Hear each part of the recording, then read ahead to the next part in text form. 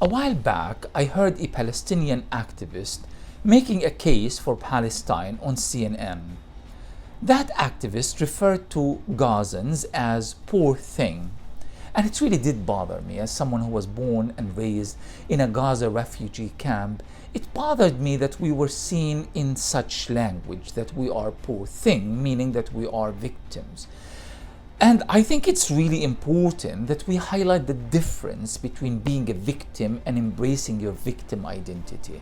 There is a fundamental difference between victimization and victimhood. I can't help it if Israel tries to kill members of my family, or they do, in fact successfully 24 times so far in this war. I can't help that. Israel has victimized members of my family, but we Palestinians do not see ourselves as victims even if they wipe out half of our families. We are very strong people. We are fighters.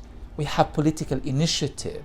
We engage in all forms of resistance, including cultural resistance.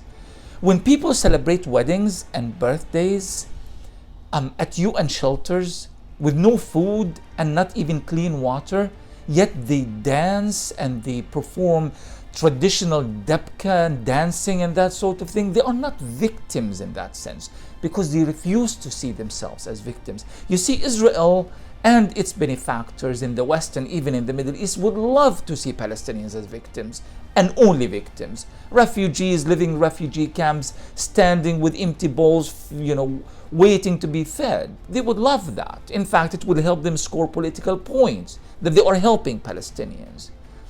And that's the whole point of Palestinian resistance, is that we do not want to be the victim to benefit you politically, and we don't want to embrace that role so that we are eternally and permanently victims. That's just not good enough for us. We are far more than just victims. We are important participants in shaping our own future. And that's what bothers Netanyahu the most. It bothers him that Palestinians are standing up for themselves.